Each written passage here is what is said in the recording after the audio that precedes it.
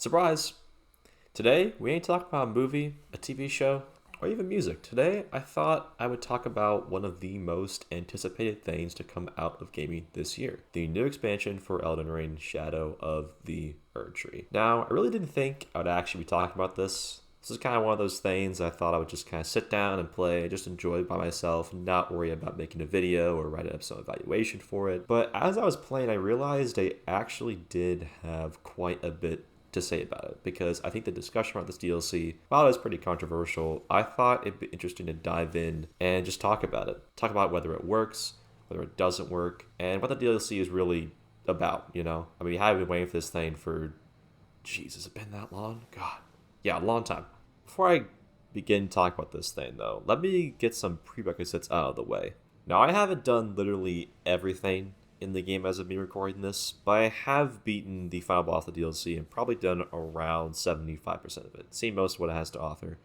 But if anything changes or I encounter something that changes my opinion on the DLC itself, I'll put a stamp somewhere to indicate that. So having said that, I will warn you, there are going to be spoilers for most of the in-game bosses in the DLC, and some bosses in Dark Souls 3, Sekiro, and the best game of Elden Ring. Also, I really only started recording gameplay later in the DLC because I didn't think I would be doing a video on this at all, as I said. So I may use some other footage of people playing for some of the earlier bosses, but I'll link where I got the footage from the description and make sure to credit them, because pretty much anybody I get gameplay from is going to be better than my bitch-made, maidenless noob ass. Lastly, let me just read the script that my sponsor gave me, and let me find it. Oh yeah, still no sponsor. Fuck me. Okay, so Elden Ring, in case you are somehow unaware, was released over 2 years ago by From Software, who facilitated the creation of a new term amongst the gaming community, that term being Souls-like. Now, what is a Souls-like? Well, I don't want to explain everything that is unique to the genre, but a shortened version of it is that it's a type of game that is intricate, interconnected level design, a progression system that puts emphasis on killing enemies to gain currency that you can use to obtain new abilities and get stronger, and also brutal difficulty. The actual origin of the naming convention for the term Souls-like comes from the Souls games, Demon's Souls, the Dark Souls trilogy. If you haven't played these games, then first off, I don't really know why you're here, but the main gist of them is that you start off as a weak character, you must go on a long trek to take down a bunch of powerful, strong enemies and gain new ways to take out these opposing threats. The biggest threats in these games are the boss fights. They are essentially the bread and butter of these types of games. From Software is known for designing some of the best and hardest bosses in gaming history. Each boss is meant to be fought in a way that necessitates many, many tries, as you slowly but surely learn each of the boss's patterns and moves, so you can better dodge them and find openings to take them down in the manner that you see fit. There is no difficulty slider. Your build and style of fighting is limited only by your creativity, your exploration, and sometimes simply your willpower. Now, FromSoft has made other games that utilize this gameplay whilst introducing new mechanics or tweaking mechanics a bit to provide a brand new experience. Bloodborne is set in the Lovecraftian setting and puts emphasis on the faster pace of the fights. You must play more offensively than defensively, and this difference is seen in the behavior of enemies as well, but it keeps the same overall level and boss design. Sekiro, Shadows Die Twice, sets itself even further apart with a more linear structure with an entirely new method to kill enemies, as each one must be countered through parrying and slowly breaking down their posture to achieve victory. The story is less vague. Instead of placing bits and pieces of the story through added descriptions and NPC dialogue, the story is naturally relayed to you through cutscenes. That and Wolf actually talks. So how does Elden Ring set itself apart? Well, it did so by being easily FromSoft's biggest and most staggering project to date. They took their semi-linear level design and expanded it into a gigantic open world filled with mandatory and optional bosses, more checkpoints, a plethora of weapons, incantations, sorcery builds, and there's a horse you can use to get to places you never thought you could go. Not only that, but Miyazaki actually made the game less frustrating in certain ways. Him and his team added more sights of grace as compared to bonfires, made the treks through hordes of enemies less egregious, and this also eliminated the issue of having to run past large groups of enemies to get to a boss. This new idea was also bolstered by the addition of the Stake America, located usually right next to bosses in the overworld. Instead of having to reload as had the grace, you have the choice to respawn there with all your gear and fight the boss again. This was such a great quality of life change that didn't really change the difficulty of the game, it just made the experience less annoying. There are over 150 bosses scattered throughout the open world, and it's your job to find them all, take your destined spot as Elden Lord. And this is a good segue to talk about the most controversial thing about Elden Ring, and that's the bosses. See, FromSoft really wanted to make the bosses in this game feel grand, spectacular, visceral, even more so than the previous games to match the size of the game itself. Undeniably, spectacle, look at the bosses, This goes to the environments and characters too. Looks stunning. The amount of care that went into the art creation of these bosses is so easy to see, and there are so many little details I noticed that I didn't pick up on my first time playing it 2 years ago. However, I think this mindset to make the bosses feel so monumental and putting such a huge emphasis on them has tampered with the perfect boss design seen specifically in Dark Souls 3 and Sekiro, which have some of my favorite bosses in gaming history. This kind of goes into a deeper discussion about good boss design, but really what made the bosses in Dark Souls 3, for example, so amazing was the fact that they are difficult, yeah, but not unfairly so. The moves are carefully telegraphed, sometimes with long windups and sometimes with quick jabs. After a boss ends their combo, there's a small but identifiable window to punish them, to strike back with your own attack, and then back away to wait for their next attack. The reason why a boss like Slade Knight Gale is so fantastic and probably my favorite boss in the Soul series because it utilizes this very same strategy. Not only that, but his look is great, his lore is interesting, the music is awe-inspiring, the arena is cool, and he has a large, balanced moveset that is tricky to learn but extremely rewarding to master. Once you beat him, you really feel that you've actually bested the boss. But in Elden Ring, many of the main story bosses just don't follow this rule. Instead of this back and forth between you and the boss, you're almost always on the defensive and there's really a moment to breathe or create a space between you and the boss to heal or apply buffs again. Not only that, but the combos that some of these bosses use are never ending.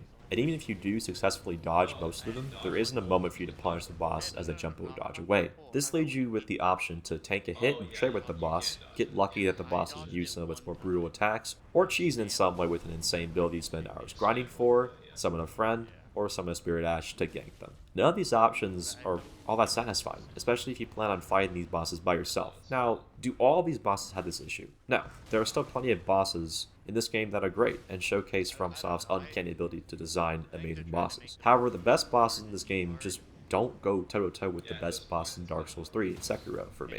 And I think it's because the base mentality around making these bosses as crazy and wild as possible makes them less enjoyable, more unfair, in some cases sacrifices clarity for the player. Bosses like the Elden Beast, Malekith, Melania, and the Godskin duo all suffer from this methodology. Well, the Godskin duo is terrible for other reasons, but we'll get to those later. Elden Beast in particular is in love by the community because I think FromSoft, more than anything, wanted to focus on the aesthetic and look at the boss over anything. Being the final boss of their biggest game yet, they wanted to really make this thing feel like a challenge. But in truth, this boss is pretty fucking bad. When the game first came out, some of his holy moves were deemed undodgeable by the community. His size would make you think he's a slow-moving boss that takes a bunch of damage but also leaves plenty of opportunities to punish in between his colossal moves, kind of like the Fire Giant. Nope. Instead, he flies around the endless arena at Mach 5, and you have to waste all your stamina to get to him, and once you do, he sends an AoE holy move that stuns you, and after that, he'll fly away again. This boss isn't so much difficult as it is tedious and agonizing. And there's already a boss you have to fight to get to him, and he's not even all that easy either. Radagon is a pretty good boss, though.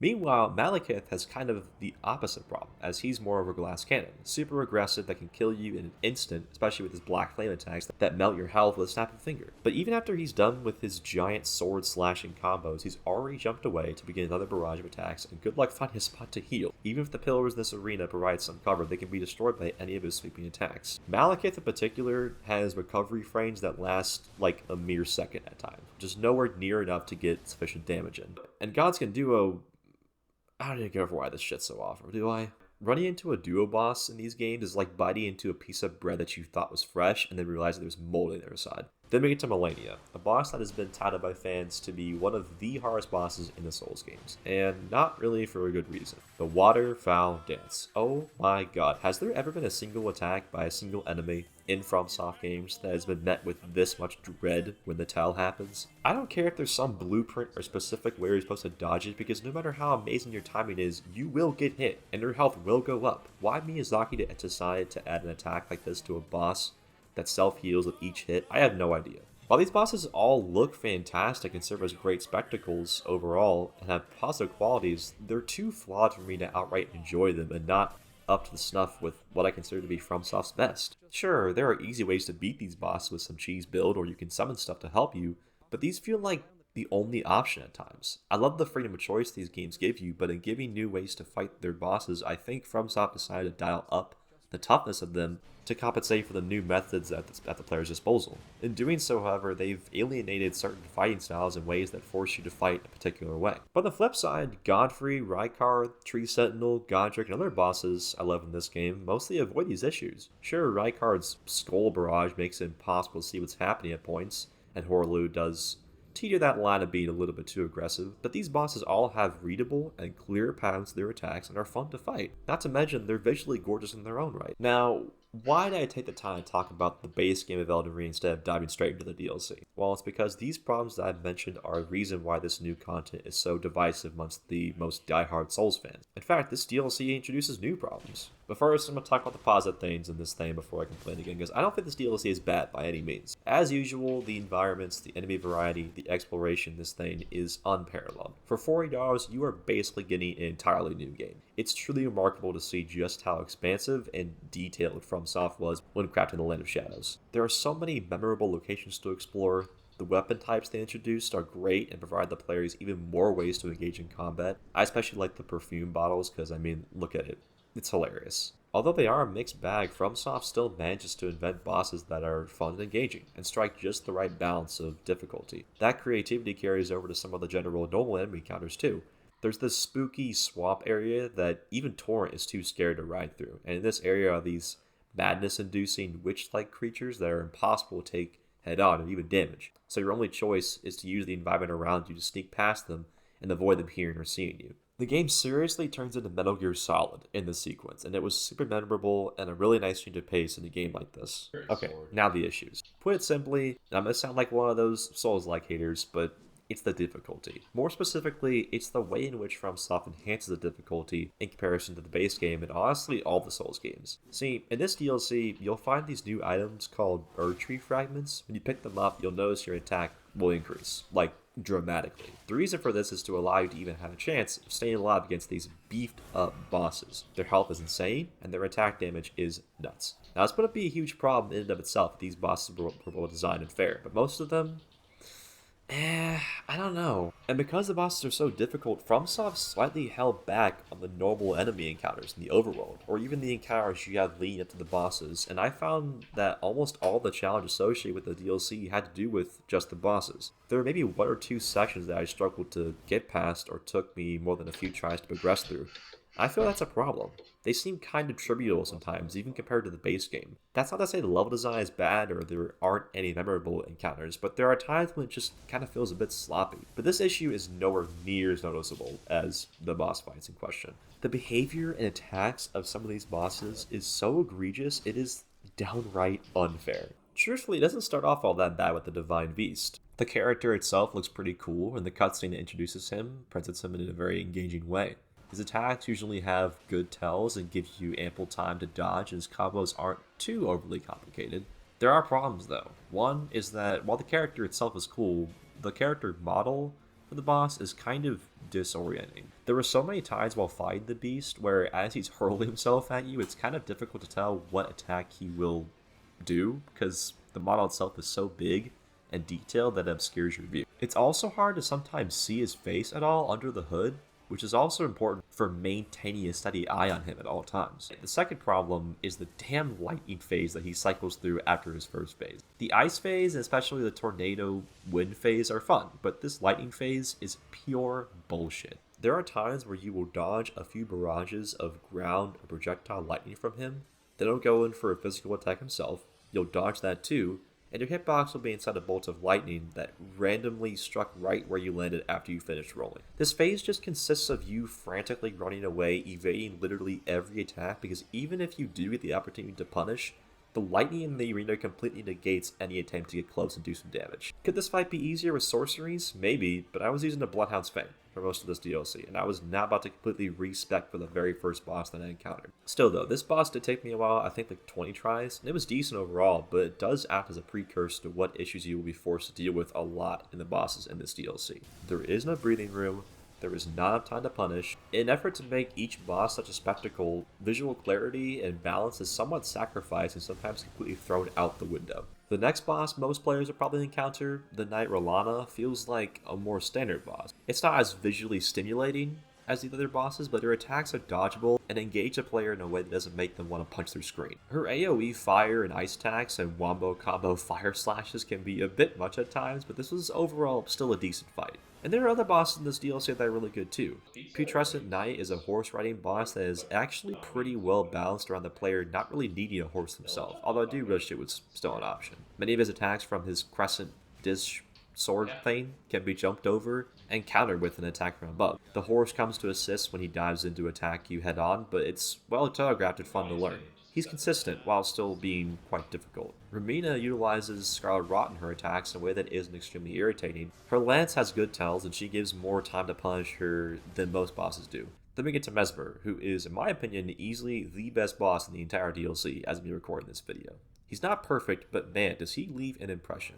The arena in this fight is especially standout as it feels like you're entering some pyromancy worship prayer room or something. The gothic and demonic atmosphere is so great and fitting here. The entire Shadowkeep area as a whole was really fun to traverse through, so once you get to him, you really feel excited. He begins the fight each time with this aggressive ground slam attack with AoE fire afterward, and immediately this is shown to be an attack that is pretty easy to dodge and very punishable. There are plenty of other attacks that follow this same structure, such as his flurry of blows, and then a final thrust attack or his grab attack. These are definitely more difficult to dodge, but also leaves plenty of time to heal or get some hits in. The fire doesn't feel random, and the player can anticipate things other bosses do not allow for. His second phase is fantastic as well. I love the awesome cutscene where he takes out his eye and unleashes his abyssal serpent phase. His attacks become slightly more difficult to read because of the chaos with the snake as well, but the ways in which they change up the boss creates new attacks that the player can still avoid with proper time. The hitbox on the snake is a bit wonky at times, but I didn't have a huge problem with it.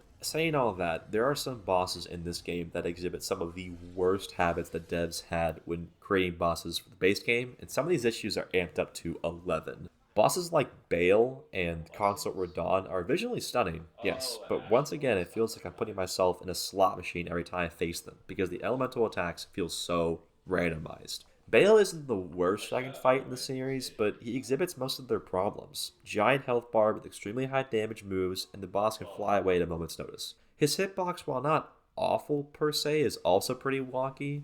And the second phase, Jesus Christ, like you cannot tell what's going on. And the phrase, when is it going to be my turn, will be circulating in your head throughout the entire fight. Speaking of second phases, Radon Consort's second phase, where Mikula joins in, is one of the most unenjoyable moments in the DLC for me. The holy attacks, guys. The holy attacks, guys. The holy attacks.